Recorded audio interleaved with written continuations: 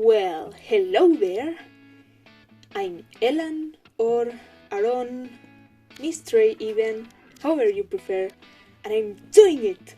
I'm making a video about my process! And I'm talking! A bit ago, I asked on some of my socials what people would like to see from me on YouTube, and to my surprise, most people wanted me to talk about my process. However, I wouldn't really call this one a tutorial, though I might do at least one someday, but this is definitely not one. Instead, I think I'd call this just messing around and figuring things out video. But that's enough introduction. This video is gonna be long already, so let's get into it. I'm starting out by talking about the general and original idea of this. More than a year ago now, I was kind of art blocked. Very art blocked, in fact. And I was trying to do multiple art things at a time to try and break out of it, which maybe wasn't a good idea. But anyway, I really wanted to do a short animatic in a reels or shorts format, and I wanted it to be a bit like a comic with panels and speech bubbles and stuff. And I must have been listening to Ayreon's Into the Electric Castle at the time. Of course, me listening to Ayreon, a surprise. And something within me clicked when I heard the hippies part in the mirror maze. For the millionth time, I guess. But there's a couple of reasons I didn't continue it. 1. January 2022 is the time I started working on the Universal Migrator comic. I was art blocked as hell. At that time, I think I was storyboarding and doing character designs. Well, I felt like nothing I did for that looked quite right, but I had a deadline, which, to be honest, kinda helps on kicking your ass to get back to work on something, not gonna lie. So at one point I only lived for that comic. And second, look at this. Look at these two sketches. Look at them in the eyes. Or rather, eye. Feel them looking into the depths of your soul. So yeah, I did that. Put my pen down and said, nah, I'm not doing this. But hey, I'm glad I did that, because I could retake it now, having improved a bunch in the past year and also without any projects that kept me from doing it. Not a complaint about the comic though. I, in fact, miss having to do the comic. So the very base, storyboard and idea is still there, and I recorded a time-lapse of the drawings, as well as a bit of the process of me messing around in Premiere. So let me walk you through it. Before getting into drawing anything, I took the basis of the panels and text and quickly assembled it on Premiere in order to check if the amount of panels were enough, if the flow was good, and to sync it up with the music already. And that way I could already have a very simple storyboard of the whole thing, which really helped in visualizing the scenes I wanted to draw. After that, I get into drawing. For this one, I followed my usual comic process, more or less. So I sketch all of the panels, then ink them, then color them, so that there's unity within them and I don't use different brushes or colors in every one of them, and to keep the workflow. Before starting the recording, I already did all the base sketches in red, which are mostly anatomy and overall simple or very loose figures. And then I go over and draw a more refined sketch in blue. And lately I've been doing a thing where I use some Gaussian blur. I'm sure I said that terribly. Anyway, I used some Gaussian blur on the sketch before inking it.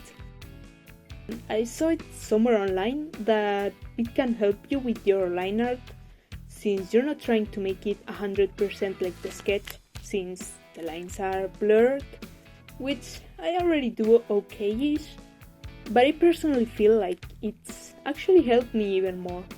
And it also really helps my nearsighted astigmatic ass to see the inking lines clearer. For the inks, I was doubting whether if I should go textured or not, and I ended up going with one of my usual smooth inking brushes, since the size of the panels is rather small and having too much texture might make them look messy. The brush is just the G Pen from Clip Studio Paint that I tweaked a tiny bit, just messed around with the pressure options. I might flash up a screenshot so you can see. Then I do my flats, nothing too interesting. For this, I usually select outside of the figure I want to flat in with the Magic Wand tool, invert the selection, and then fill that in. In my case, I have the Alt plus Delete command mapped to one of my tablet keys, but the Paint Bucket tool also does the job. And then I locked the opacity of the layer before I start filling in the different areas with the paint bucket, which I have set on refer to all layers. I'm translating from Spanish here. And I'm also using the color palette I had for the Universal Migrator comic, since it's sort of become my default.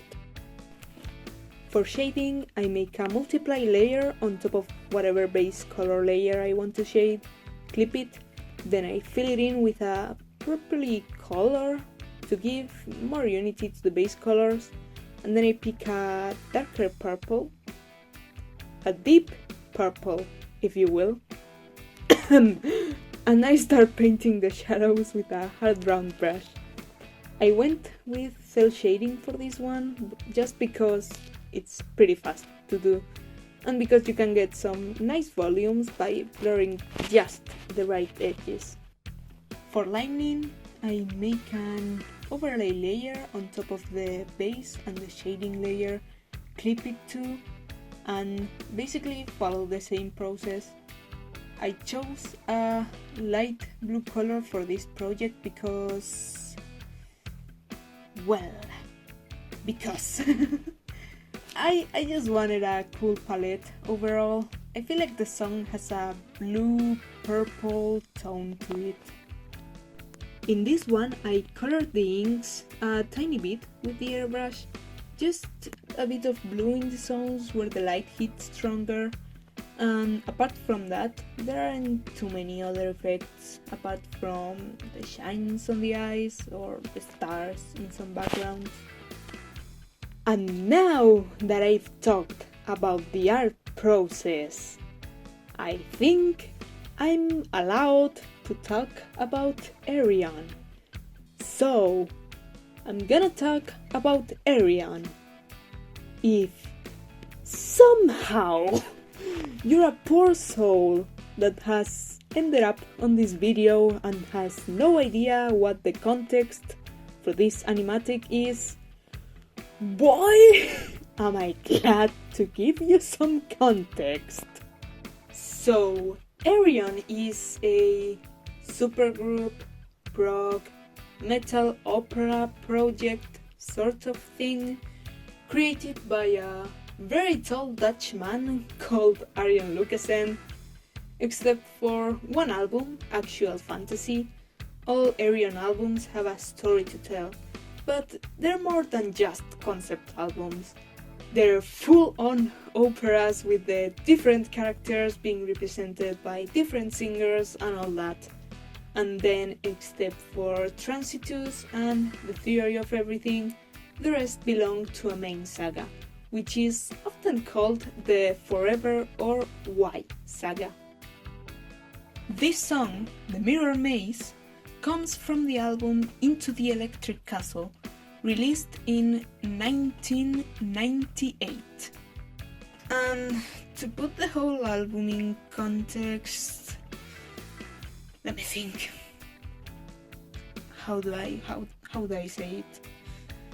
A Highlander, a Native American, a knight, a Roman, an Egyptian, a barbarian, a hippie, and a man from the future get to the cranial vistas of psychogenesis just because an emotionless, omnipotent fish alien wants to feel something and thus plays with them, giving them different trials as if they were its sims.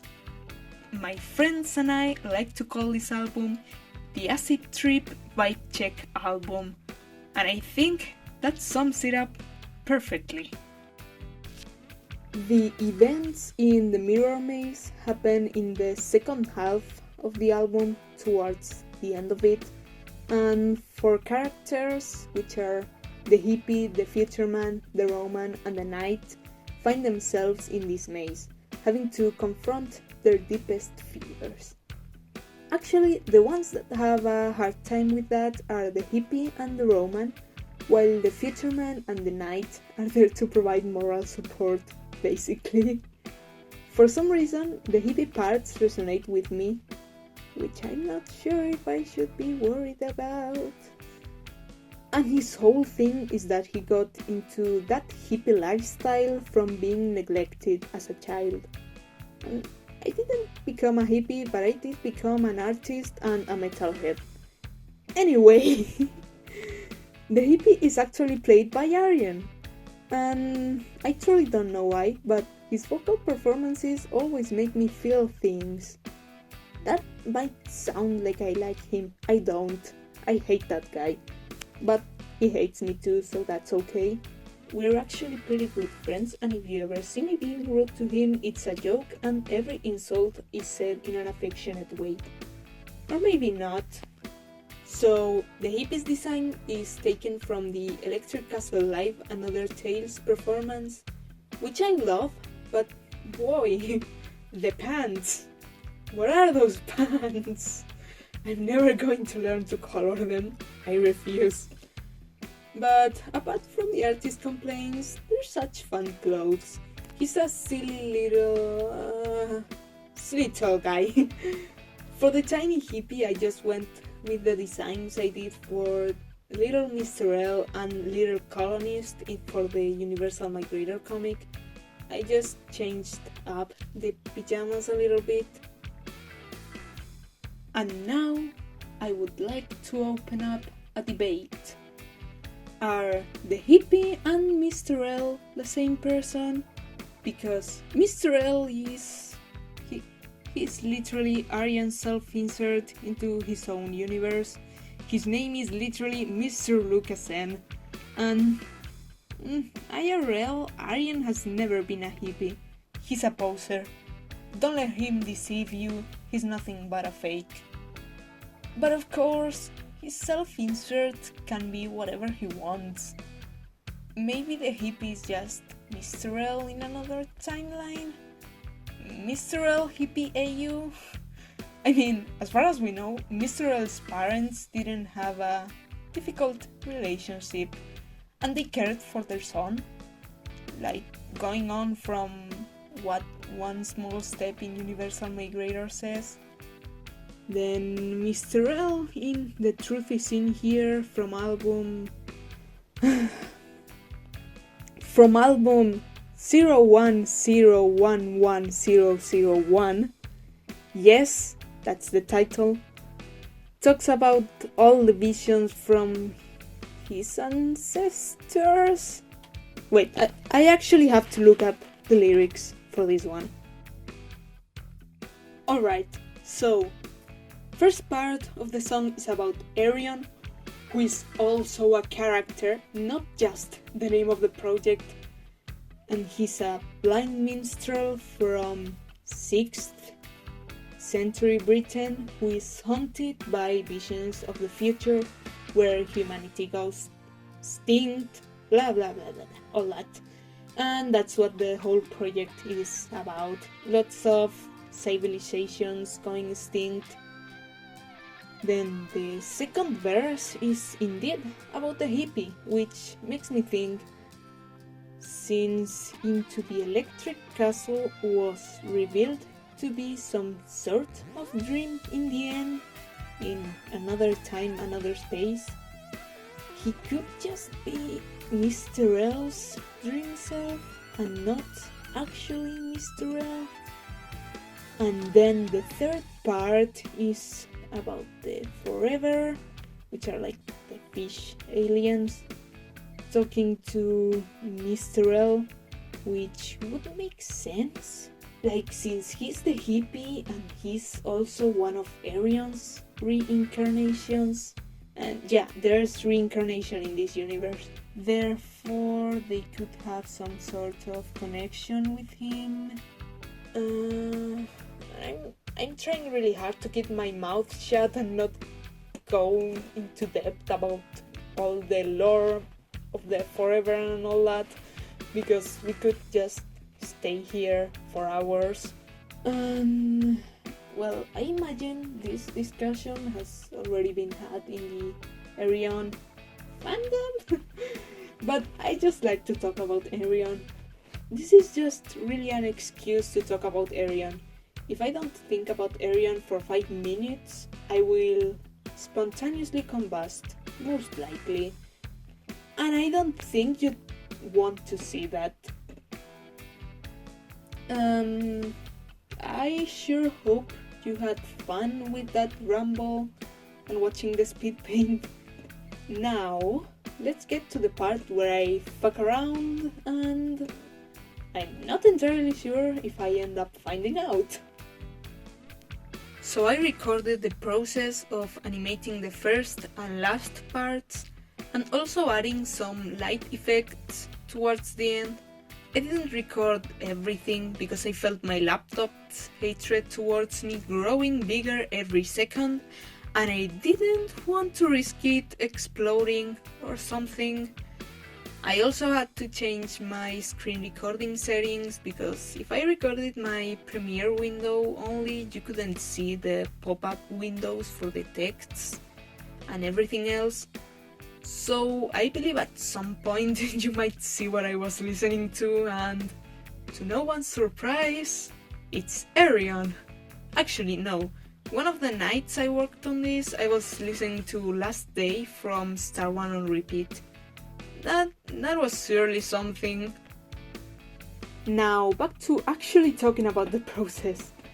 I started out animating the text, and I used a movie poster kind of font that I found and used for the Supersonic Revolution logo, and I just really liked the look, so I thought, why not? I found out that I could use the linear wipe on the effects panel, and once again I'm translating from Spanish, so I'm not sure if the translations will be 100% good, and I don't remember if I did it for the first scene, but I ended up trying to time it as well as I could with the music and pausing it in some words, etc. And I believe I ended up figuring it out pretty well.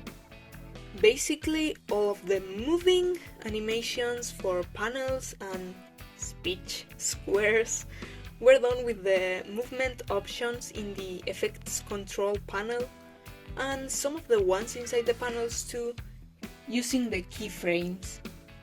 I think it's actually pretty cool that you can get smooth motions using just that very basic tool, honestly.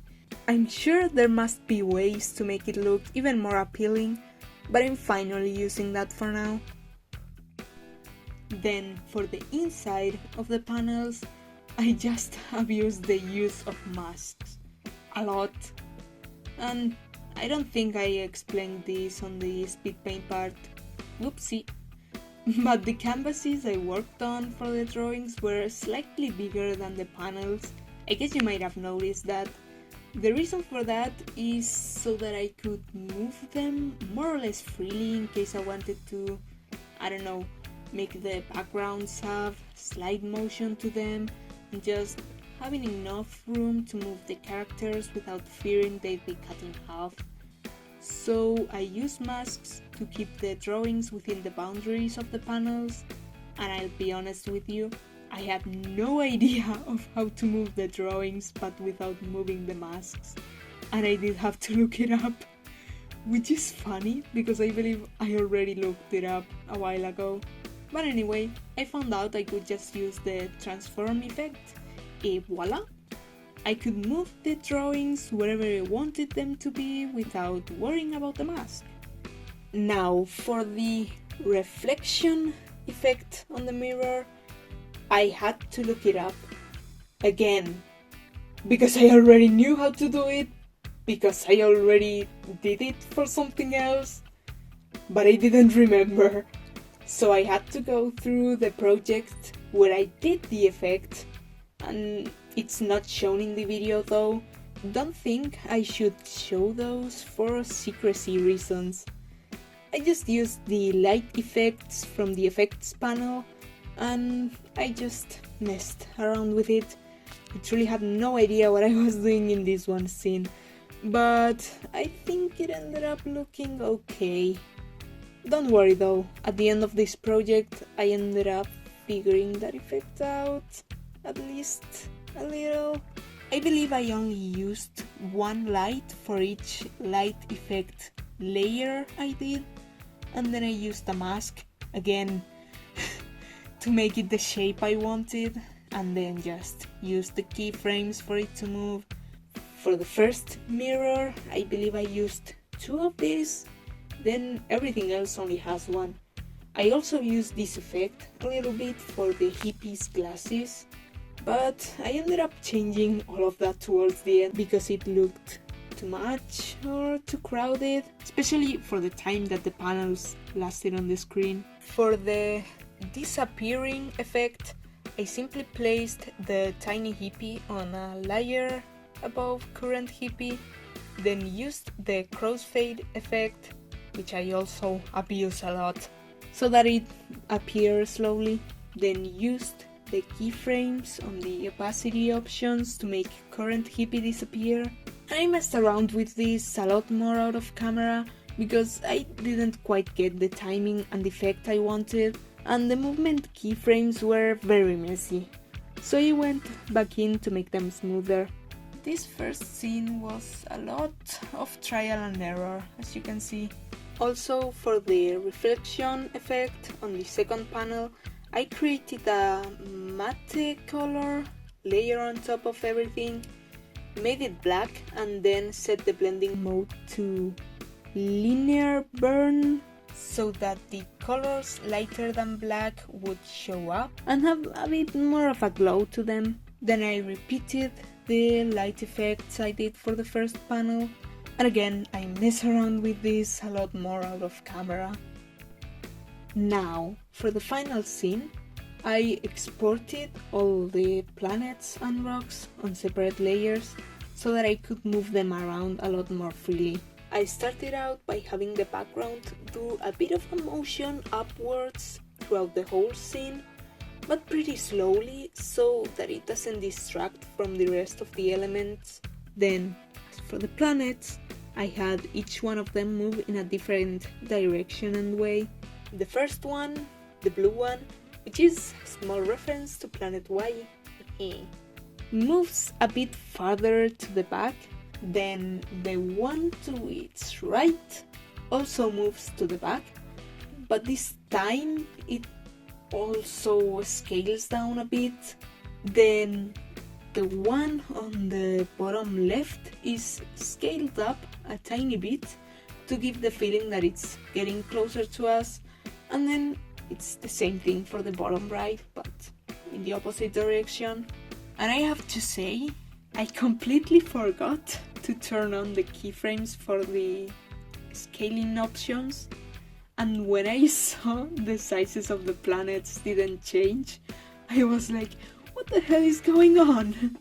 And yeah, me being stupid, that's exactly what was going on, but it's fine, I figured it out. Then I made the rocks have a bit of motion too, they go upwards in the beginning and then back down towards the end, but very slightly. And then the same kinda goes for the hippies. They move upwards and towards the middle of the scene they float a tiny bit. Nothing too crazy though. Then for the stars, that both of them are trying to reach individually, I followed the same process with the movement keyframes, and I set them to linear burn add again. For the little glow, I just duplicated said layers and placed them above the original stars, and then used some Gaussian blur and played around with the opacity keyframes in order to make them have a bit of an intermittent glow. For the final touches of this one, I add one matte color layer on top of everything and play around with a circular mask in order to have the center of the scene clear. Then I set the color to a dark blue and then set the layer mode to multiply and play around with the mask movement keyframes in order to have it slowly disappear within the edges of the scene. I think it makes a cool effect. Oh, and I also added a particle effect as the final touch. I didn't make it myself, of course. I found a free particle video when looking up ways to do one, and then set it to linear burn, linear dodge. I don't remember the name and I just said it. Or one of those light blending modes, I believe, and then changed the colors up a bit with some curves so that the particles were a bit more blue, and also changed the speed up a little bit so that they moved slower. I will leave the link for the video I used if I find it again, and if YouTube lets me put links. For the final part, I also recorded myself playing around with the light effects. I always love me some high contrast, so I decided to spice up the drawings a bit with them. I mess around with the spotlight options and I try to figure them out. Not sure if I completely succeeded, but I sure understand it better than I did at the beginning of this, so that's a good thing.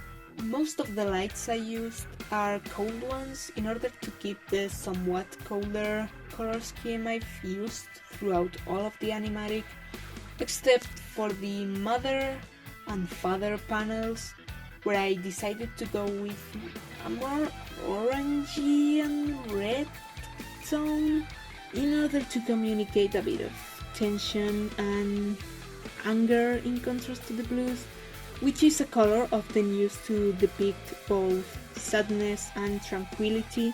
And wow, I've been getting kinda technical there, huh? I mostly used this effect for the characters or figures and for very few backgrounds. I believe it came out kinda cool. I definitely like experimenting more with this tool in the future. And I believe that's about it. Here's the video played at normal speed. I don't think I forgot to talk about anything, but if you have any doubts, feel free to let me know in the comments, and I hope you enjoyed this. It's my first time doing a video like this, well, kind of. If you don't count the making of I did for the Universal Migrator comic, but I guess it is my first time editing something like this. I hope it was helpful somehow too. Do let me know in the comments, and also if you'd like me to make more videos like this, just talking about my process, or even making a tutorial, or even class on something you think I could do well on. I've actually done classes in real life on posing and studying already existing poses, and also color theory, and the feedback was good on them. So yeah, see you on another video.